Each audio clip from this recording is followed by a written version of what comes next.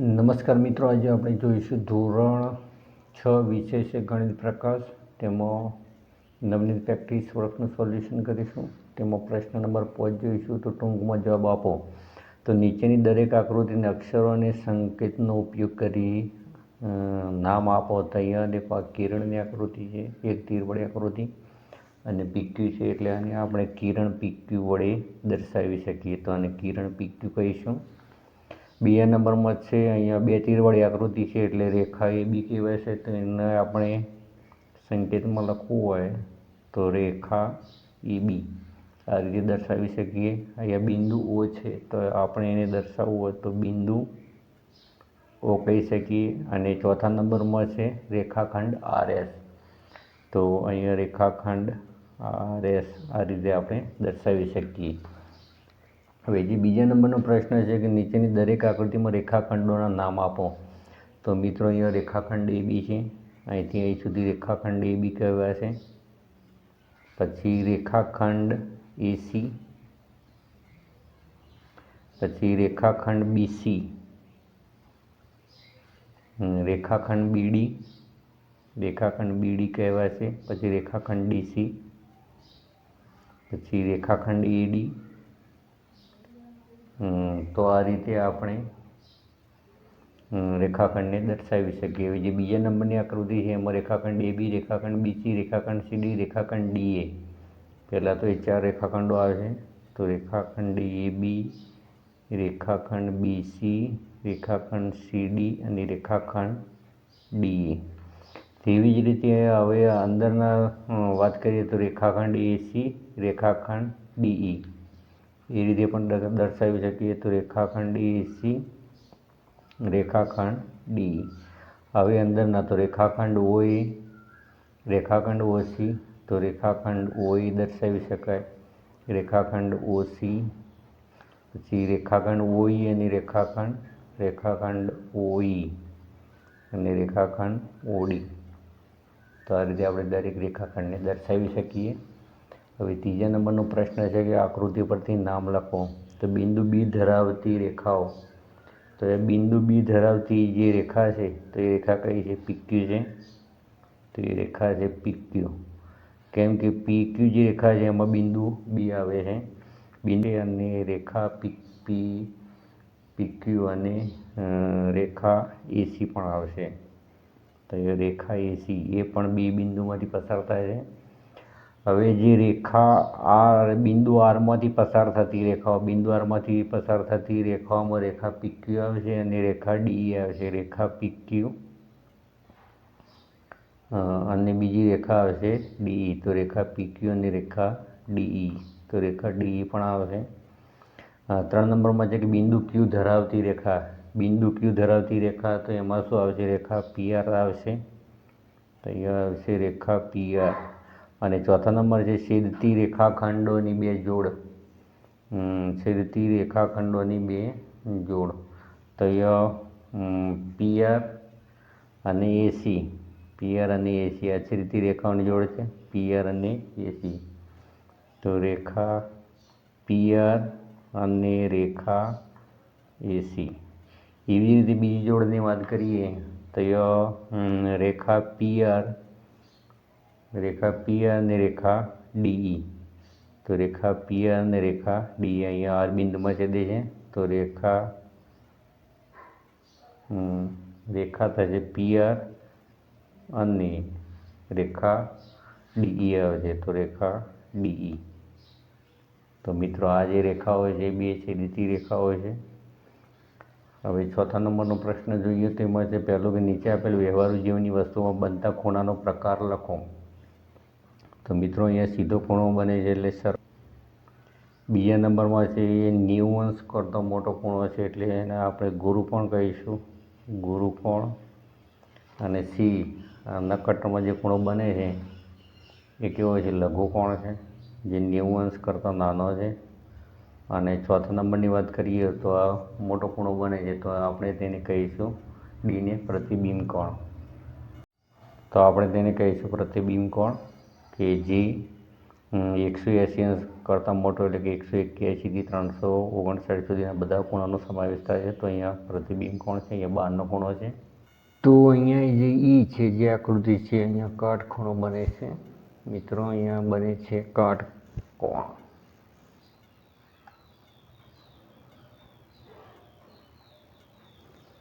હવે એના પછી છે કે નીચે આપેલ વિકલ્પમાંથી ખૂણાના માપનો અંદાજ લગાવો. તો એ ખૂણાનું અંદાજિત માપ આપેલું છે 120 અંશ, 180 અંશ, 135. તો 90 અંશ તો હોઈ નહીં શકે. બીજા નંબરમાં છે 135.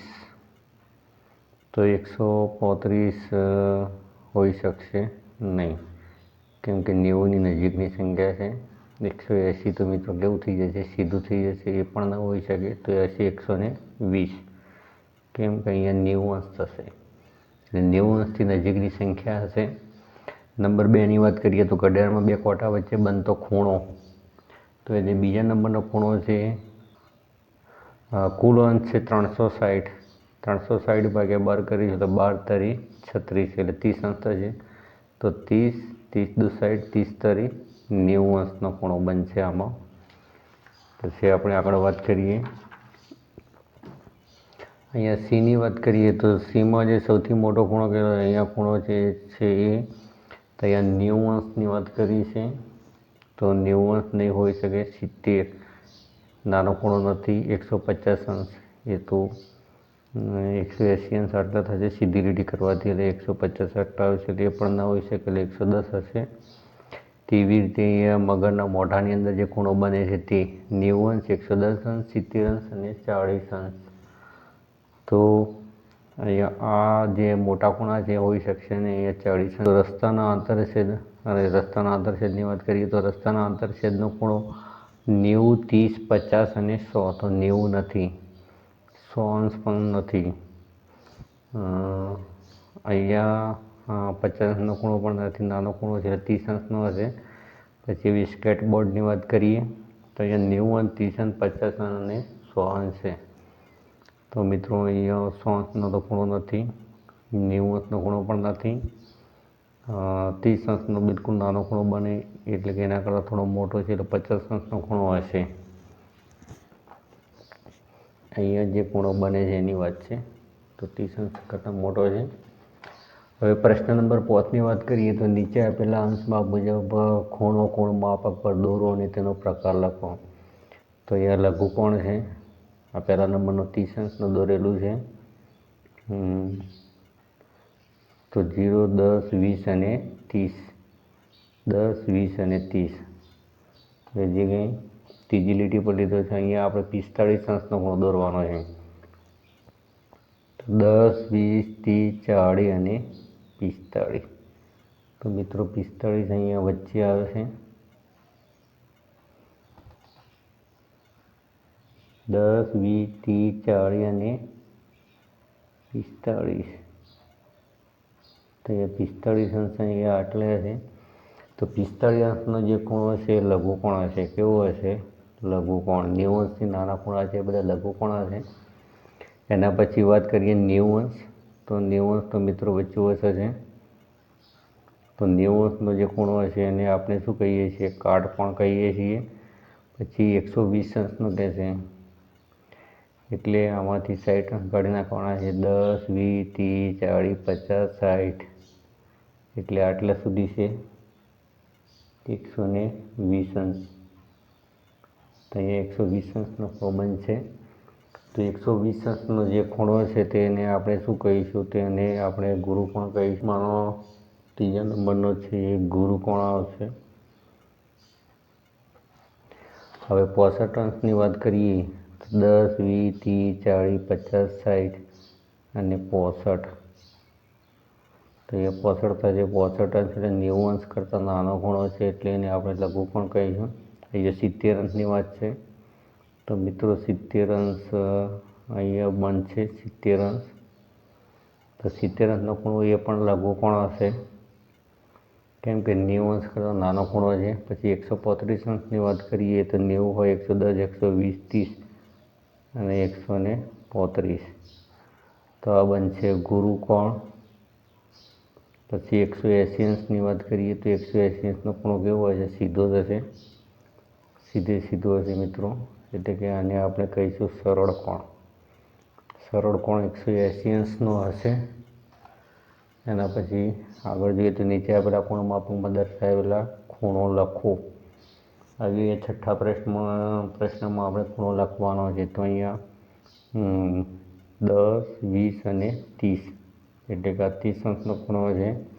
અહીંયા વાત કરીએ તો 10, 20, 30, 40, 50, 60, 70, 80 અને 90. તો જે 90 અંશનો ખૂણો છે. હવે આપણે સીની વાત કરીએ તો 10, 20, 30, 40, 50 અને 60. તો મિત્રો આ 60 અંશનો ખૂણો છે. એવી રીતે આપણે આની વાત કરીએ તો 10, 20, 30, 40, 50, 60 અને 70. તો એના પછી જે ડી છે 70 અંશનો ખૂણો છે, 70 અંશ. એના પછી વાત કરીએ તો 10, 20, 30 અને 40 અંશનો ખૂણો છે, ઈ. આની વાત કરીએ તો 10 અને 20, તો 20 અંશનો ખૂણો છે. પછી આની વાત કરીએ તો મિત્રો આ ખૂણો જે છે ફક્ત 10 અંશનો છે. 10, 20 અને 30, તો 30 અંશનો ખૂણો છે. અહીંયા વાત કરીએ તો 10 અને 20 અંશનો ખૂણો છે. તો આ રીતે આપણે ખૂણા માપી શકીએ.